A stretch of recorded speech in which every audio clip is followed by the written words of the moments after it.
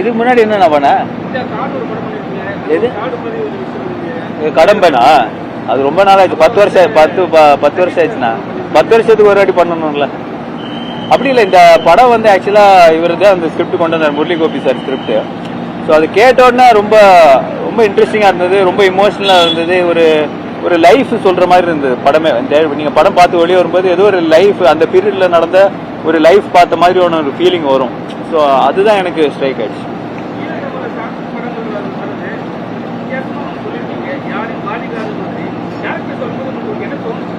இல்லை, அது வந்து ரொம்ப கேர்ஃபுல்லாக இருந்தார். ஏன்னா நம்ம வந்து அது ரொம்ப சென்சிட்டிவான இஷ்யூ, அது கரெக்டாக பண்ணணும், அது கரெக்டாக போய் சேரணுன்றதுல ரொம்ப கவனம் எடுத்து தான் பண்ணியிருக்காங்க.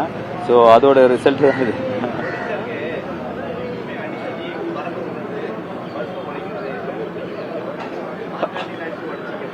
அப்படி இல்லைங்க, அது ஸ்கிரிப்ட் டிமாண்ட் பண்றது. ஸோ அது நம்ம ரொம்ப சுருக்கிட்டோம்னா அந்த படத்தோட குவாலிட்டி கம்மியா இருக்கும். அது வேணும்னே எல்லாம் பண்றது கிடையாது, கடன் வாங்கி பண்றது தான்.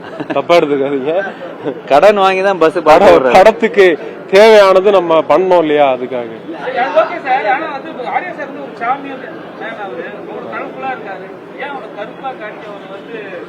இல்ல, அது வந்து கேரக்டர் அந்த மாதிரி ரொம்ப சேட், ஒரு பாஸ்ட் இருக்கு அவருக்கு.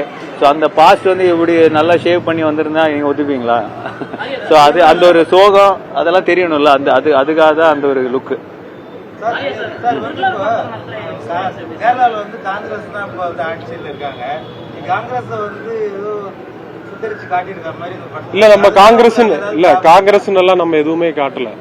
இப்போ ஒரு கிரியேட்டிவிட்டி அப்படின்னு போது அதுல ஒரு சமூகத்துல சார்ந்தவங்களோ இல்ல ஒரு ஜாதி பேரோ அப்படின்றது வந்தாதான் அது பிரச்சனை. நம்ம வந்து கண்டிப்பா அதை வந்து அப்படி காட்டல. நம்ம ஒரு கட்சின்ற மாதிரி தான் காட்டியிருக்கிறோமே தவிர அதை நம்ம அப்படி வெளிப்படையா ஒன்றும் காட்டல.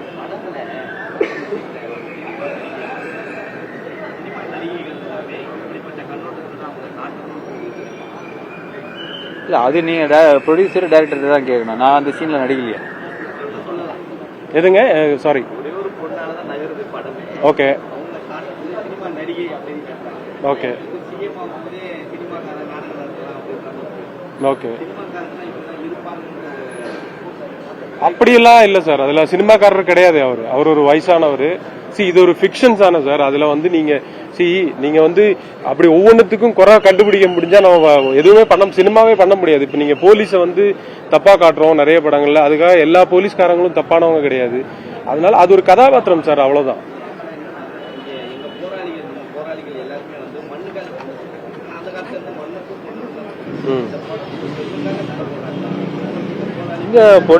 அப்படி இல்லையே, அந்த கதையே அப்படி இல்லையே. அவங்க ஒரு கெஸ்ட் ரோல்ல வராங்க. அவங்க ஒரு 10 நிமிஷத்துக்கு அப்புறம் வெளியே போயிருக்காருன்னு நினைக்கிறேன். நீங்க நினைக்கிறேன். அவங்க இருக்கிறதே 2-3 சீன் தான் சார். அவங்க அதுல ஒரு செக்மெண்டா வராங்க, செக்மெண்டா வெளியில போயிடுறாங்க. கொடுத்திருக்காங்க. அப்படி அது வேணாம் சார், சொல்ல முடியாது. கட்டுன்னு கொடுக்கல. அவங்க சொல்லும் போதே இந்த படம் வந்து நீங்க ரிலீஸ் பண்ணா ஏ சர்டிபிகேட் அப்படின்னு சொல்லிதான் அவங்க கட்டு ரொம்ப பெரிய கட்டெல்லாம் அவங்க கொடுக்கல. கட்ஸ் இருந்திருக்கு, அது மினிமலா இருந்திருக்கு. தமிழ் சினிமாவிலே இது வரைக்கும் மிகப்பெரிய தலைவர் வந்து காட்சிப்படுத்த முடியாத ஒரு சிச்சுவேஷன்ல இருப்பான். ஆனா மலையாளத்துல இந்த டைரக்டர் வந்து துணிச்சலா வந்து தலைவர் பிரபாகரன் வர காட்சிய தைரியமா வச்சிருக்கிறாரு. அதுக்காக ஏதாவது வந்து நம்ம தமிழ் சினிமாவில் அது வந்து இல்ல சென்சர் போர்டு ஒன்னும் சொல்லல. ஏன்னா அது எங்களுக்குள்ள ஒரு பெரிய டிபேட் என்னன்னா, யாரு அந்த கேரக்டர் பிளே பண்றதுன்றது வந்து ரொம்ப முக்கியமா இருந்தது. ஸோ யாரு போட்டாலும் கம்மியா தான் இருந்தது. அவரோட ஸ்டேச்சருக்கும் அவரோட இதுக்கும் வந்து யார் போட்டாலும் கம்மியா இருக்கும். ஸோ அது வந்து நாங்க அவுட் ஆஃப் ஃபோக்கஸ்லயே காமிச்சிருப்போம். ஸோ அதுதான் நம்ம பண்ண கொஞ்சம் ஒரு பிரில்லியண்டான ஒரு விஷயம். ஏன்னா ரொம்ப சென்சிட்டிவான விஷயம், ரொம்ப பேர் இதாகிற விஷயம். ஸோ அது வந்து யாரையும் நம்ம வந்து அதுக்கு ஒரு ஃபேஸ் கொடுக்க கூடாது. ஏன்னா ஒரு ஃபேஸ் தான், அது எல்லாருக்குமே தெரிஞ்ச ஃபேஸ் தான், எல்லாருக்கும் பிடிச்ச ஃபேஸ் தான். ஸோ அதுல வந்து எந்த பெயினும் எந்த கவலையும் வரக்கூடாதுன்னு ரொம்ப கேர் எடுத்து பண்ண ஷார்ட்ஸ் தான் அது. அது கண்டிப்பா அந்த டைரக்டருக்கு நீங்க சொன்ன மாதிரி பெரிய பாராட்டு கொடுக்கணும்.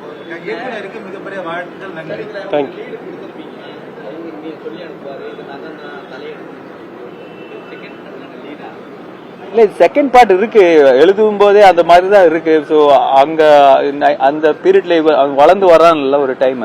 ஸோ அது வந்து ஒரு செகண்ட் பார்ட்டா தான் அவர் எழுதி வச்சிருக்காரு. சரி இப்போ இது எடுத்து முடிச்சிருக்கோம், பார்ப்போம்.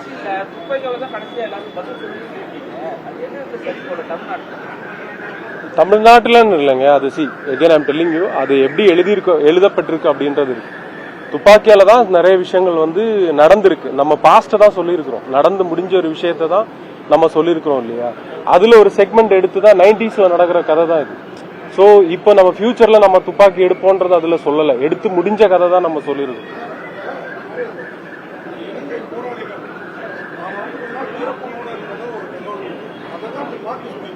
இல்ல நான் அந்த அளவுக்குலாம் எனக்கு நாலேஜ் இல்லையாண்ணா. இல்ல அது கிடையாது. ஸோ நான் அவர் முரளி கோபி என்ன மீன் பண்ணி எழுதியிருக்காருன்னா, அந்த அந்த டைம்ல அவர் கேட்ட விஷயங்கள், அவர் அந்த ஊர்ல தான் இருந்திருக்கிறாரு. ஸோ மற்றவங்க சொல்லி தெரிஞ்ச விஷயங்கள் அது வச்சு ஒரு ஃபிக்ஷனா ஒரு கதை எழுதியிருக்காரு. அது இதெல்லாம் வந்து உண்மையானு கேட்டோன்னா கண்டிப்பா கிடையாது. ஸோ இதெல்லாம் வந்து அவர் ஒரு ஊகிச்சா வந்து ஒரு உண்மை அந்த மாதிரி தான் எழுதியிருக்காரு. அது அப்படி கூட இருக்கலாம்.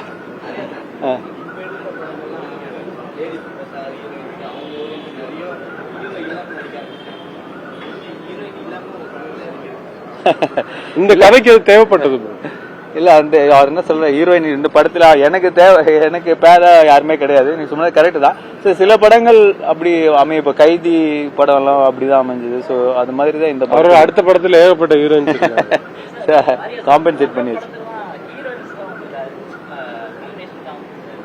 கேட்கும் போதே ஜாலியா இருங்க. கரெக்டா கேளுங்க, ஹீரோயின்ஸே கரெக்டா இருக்கு.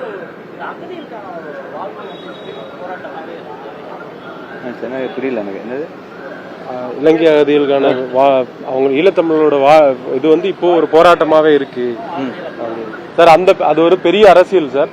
அதை பத்தின படம் நம்ம பண்ணும்போது தான் அதை பத்தி சொல்ல முடியும். இது அதை பத்தின படம் கிடையாது.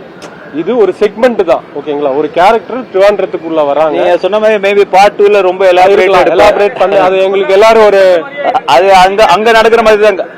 பார்ட் 2 வந்து அங்க நடக்கிற மாதிரி தான் கதை. மேபி அது நீங்க இந்த படத்தோட வரவேற்பை பொறுத்து நாங்க அதை பண்ணணுமா வேணாமான்றது யோசிப்போம். சரி, நீங்க கெஸ் பண்ணுவீங்கன்ற நம்பிக்கையில தான் வந்து இந்த டிஷர்ட்டே போட்டு வந்திருக்கிறேன். அடுத்த ஃபிட்டிங்கா? ஆமா, சாப்பாடு 2 இப்போ வந்து ஜூலை எண்ட்ல இருந்து ஸ்டார்ட் ஆகுது. ஸோ அதோட ப்ரீ ப்ரொடக்ஷன் போயிட்டு இருக்கு.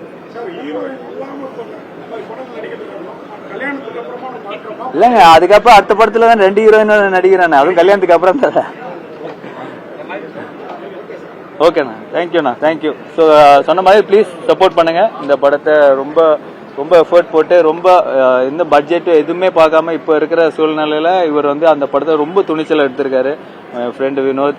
ஸோ இவங்களோட சப்போர்ட் ரொம்ப முக்கியம், ரொம்ப தேவை. தேங்க்யூ. Thank you all. தேங்க்யூ. ஓகேண்ணா, தேங்க்யூண்ணா.